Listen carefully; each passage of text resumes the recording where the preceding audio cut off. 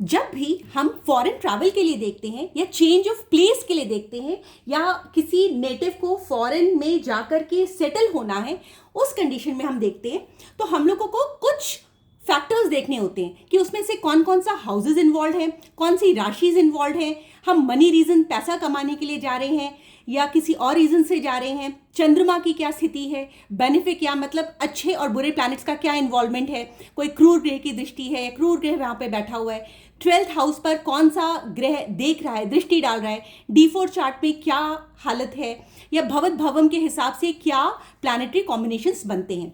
Welcome to my channel astrology blessings and guidance.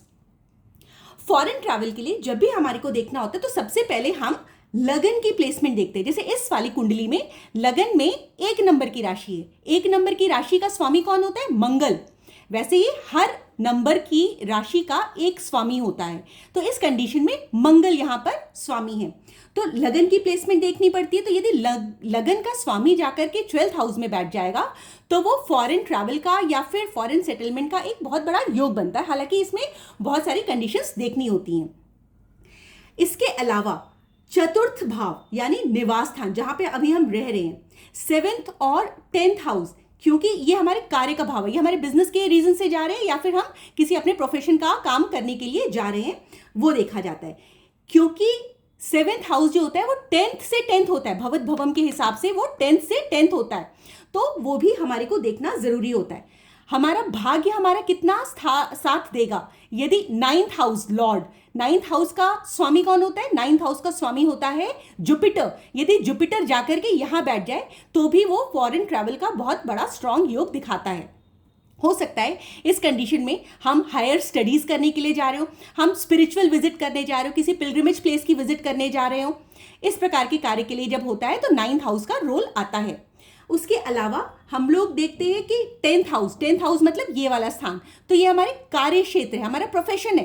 तो यदि इसका स्वामी जाकर के 12th हाउस में बैठ जाए तो भी वो हमारा फॉरेन ट्रैवल दिखाता है। उसके अलावा 11th हाउस, इसका भी स्वामी सैटर्न है, शनि है। यदि शनि जाकर के यहाँ बैठ जाएगा तो भी वो फॉरेन ट्रैवल का रीजन बनता है। इसके अलावा 12th हाउस तो खुद ही फॉरेन ट्रैवल से रिलेट करता है। 12th हाउस को हम लॉसेस का, एक्सपेंडिचर का, जेल खाना, दवा खाना, पागल खाना, इन सब चीजों का हाउस कहते हैं। हालांकि काल, पात्र और परिस्थिति के हिसाब से बहुत सारी डेफिनेशंस चेंज हुई हैं। तो आज की डेट में हम लोग जो है 12th हाउस को फॉरेन ट्रैवल से ज्यादा रिलेट करते हैं, क्योंकि आजकल ज्यादातर लोग फॉरेन ट्रैवल करने के लिए जाते हैं। तो हमने क्या पढ़ा कि इसमें कौन कौन से हाउसेज इन्वॉल्व होते हैं? इसमें हाउसेज इन्वॉल्व होते हैं 1, 4, 7, 9, 10, 11 and 12th। Second house for money making होता है। इसके अलावा यदि 12th हाउस में चर राशि मतलब मूवेबल साइन हो गया, यदि यहां पर 1, 4, 7 या फिर 10th साइन हो गया तो बहुत स्ट्रॉन्ग केसेस बनते हैं फॉरेन ट्रैवल के लिए। उसके अलावा यदि लग्नेश जाकर के यहां बैठ जाए तो भी, या फिर चतुर्थेश यहां जाकर के, चतुर्थेश मतलब चतुर्थ, यहां पे चौथे भाव में जो भी स्वामी बैठा है, इसका लॉर्ड कौन है? चंद्रमा। यदि चंद्रमा भी यहां जाकर के बैठ जाए और यहां पे मंगल भी जाकर के बैठ जाए तो भी फॉरेन ट्रैवल का बहुत स्ट्रॉन्ग योग बनता है। इसके अलावा मनी रीजंस जब भी हमारे को चेक करने होते हैं तो हम लोग सेकेंड हाउस को देखते हैं, क्योंकि सेकेंड हाउस जो होता है फॉर मनी जनरेशन होता है। यदि द्वितीय भाव का स्वामी जाकर के यहां पर बैठ जाए, यहां पे वीनस है, वीनस जाके के 12th हाउस में बैठ जाए तो हम लोग फॉर मनी अर्न करने के रीजन से हम लोग हो सकता है फॉरेन ट्रैवल करें। 4th हाउस में कौन सी गिनती है और उसका लॉर्ड 12th हाउस में गया है तो डबल कंफर्मेशन हो जाता है। मतलब चतुर्थेश और लग्नेश दोनों जाकर के 12th हाउस में बैठ जाए तो ऐसा बंदा प्रॉपर्टी तक भी फॉरेन में खरीद सकता है। देश काल परिस्थिति के हिसाब से गरीब व्यक्ति यदि ऐसा चार्ट लेकर के पैदा होता है तो भी वो अपनी प्रॉपर्टी फॉरेन लैंड में बना सकता है। ठीक है। इसके अलावा ऐसा हो सकता है कि वो बंदा बहुत ही रूरल एरिया में पैदा हुआ, बहुत गरीब एरिया को बिलोंग करता हो सकता है ऐसा नेटिव मुंबई में जाकर के अपनी प्रॉपर्टी बना ले, दिल्ली में बना ले, बैंगलोर में बना ले, किसी अपने जहां पे वो पैदा हुआ है वहां से बहुत दूर प्लेस पे जाकर के वो अपनी प्रॉपर्टी बना ले।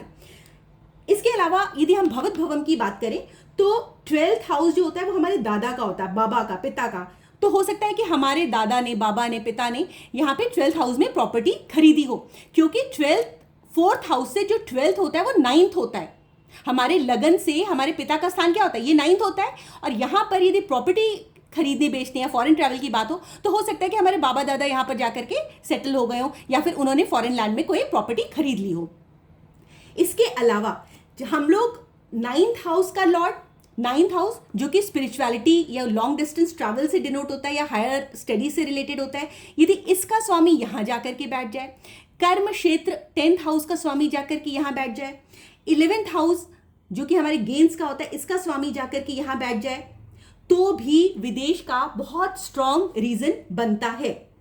इसके अलावा यदि 12th हाउस में कोई उच्च का ग्रह बैठ जाए, उच्च का ग्रह मतलब जैसे आपका सूर्य यहाँ पे सन बैठा है और यहाँ पे 1 नंबर की राशि लिखी है, मंगल बैठा है और 10 नंबर की राशि लिखी है, मरकरी बैठा है और यहाँ पे 6 नंबर की राशि है, जुपिटर है 4 नंबर की राशि में बैठा है, वीनस 12th नंबर की राशि में बैठा है, शनि आपका 7 नंबर की राशि लेकर के बैठ गया और चंद्रमा यहाँ पर 2 नंबर की उच्च की राशि में बैठ गया। तो जब भी कोई प्लैनेट यहाँ पर उच्च की राशि में बैठ जाता है तो भी फॉरेन ट्रैवल का योग बनता है। इसके अलावा यदि सूर्य 1 नंबर की राशि, क्योंकि 1, 4, 7, 10 वो सारे चर राशियां मतलब मूवेबल साइन होती है, तो मूवेबल साइन मतलब आप मूव करके फॉरेन में जाओगे। तो यदि सन 1 नंबर की राशि में, गुरु 4 नंबर की राशि में, शनि 7 नंबर की राशि में और मंगल 10 नंबर की राशि में यहाँ जाकर के बैठ जाए तो ये बहुत ही स्ट्रांग योग बनता है। और इस कंडीशन में ऐसे भी कहा जाता है कि आप बहुत ही ऑफिसर या इंजीनियर लेवल के पद पे बहुत रिप्यूटेड काम करने के लिए आप वहां पर फॉरेन में जाओगे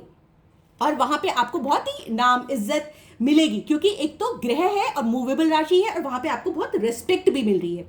इसके अलावा यदि हम चंद्रमा की बात करें तो चंद्रमा 4th और 12th हाउस में भी जब बैठा होता है, 4th में बैठा हो या 12th हाउस में बैठा हो, तो भी वो बहुत प्रबल योग बनाता है। हालांकि जब प्लैनेट्स यहाँ पे मलिफिक अवस्था में बैठ जाते, पीड़ित अवस्था में बैठ जाते, नीच राशि में बैठ जाते, तो भी वो आपको आपके जन्म स्थान से दूर ले जाते हैं। इसके अलावा ये जो 6th हाउस है, यहां से कोई भी प्लैनेट यदि 6th हाउस में बैठा उसकी दृष्टि जो होती है 12th हाउस पे पड़ती है। सप्तम दृष्टि हर प्लैनेट की होती है, तो जब उसकी दृष्टि यहां पर पड़ती है तो भी वो एस्पेक्ट के थ्रू फॉरेन ट्रैवल या फॉरेन सेटलमेंट बताता है या आपके प्लेस चेंज होगी वो बताता है। इसके अलावा हमारे को D4 चार्ट देखना भी बहुत जरूरी होता है। यदि हम इसी चार्ट को हम D4 चार्ट कंसिडर कर ले, चतुर्थांश चार्ट कंसिडर कर ले और चतुर्थांश चार्ट में कोई भी जो ग्रह है 4th हाउस में बहुत ही पीड़ित अवस्था में बैठा हो, नीच राशि में बैठा हो या क्रूर ग्रह हो। क्रूर ग्रह कौन होते हैं? सैटर्न, राहु, केतु, मंगल, सूर्य, ये सब जो होते हैं क्रूर ग्रह होते हैं। या फिर अस्त ग्रह, अस्त ग्रह कौन होते हैं? जो सूर्य के बहुत नजदीक आकर के अपना अस्तित्व कम कर देते हैं, मतलब उनमें उतना पोटेंशियल नहीं रहता कि वो कुछ अपना परफॉर्म कर पाए। तो यदि कोई अस्त का ग्रह बैठा होगा तो भी आपके फॉरेन ट्रैवल के बहुत स्ट्रांग योग बनते हैं। तो D4 चार्ट में चंद्रमा यदि इसके अलावा यदि 8th भाव में बैठ जाए तो भी ये पीड़ित अवस्था में कहलाएगा और ये भी फॉरेन ट्रैवल का या चेंज ऑफ प्लेस का या फॉरेन सेटलमेंट का बहुत ही स्ट्रांग योग बनाता है। तो कहने का मतलब ये है कि यदि लग्नेश या चतुर्थेश 12th भाव में स्थिर राशि में है तो भी विदेश योग बनता है। तो ये थी कुछ रीजंस या ये थे कुछ प्लैनेटरी कॉम्बिनेशन जिसमें हम इजीली मेकआउट कर सकते हैं कि बंदा फॉरेन जाएगा कि नहीं जाएगा, कब जाएगा, ये दशा निर्धारित करेगी। यदि आपको मेरी ये वीडियो पसंद आई हो तो please like, share and subscribe जरूर करिएगा। And for consultation please call on my number 831-830-7747। Thank you so much for watching.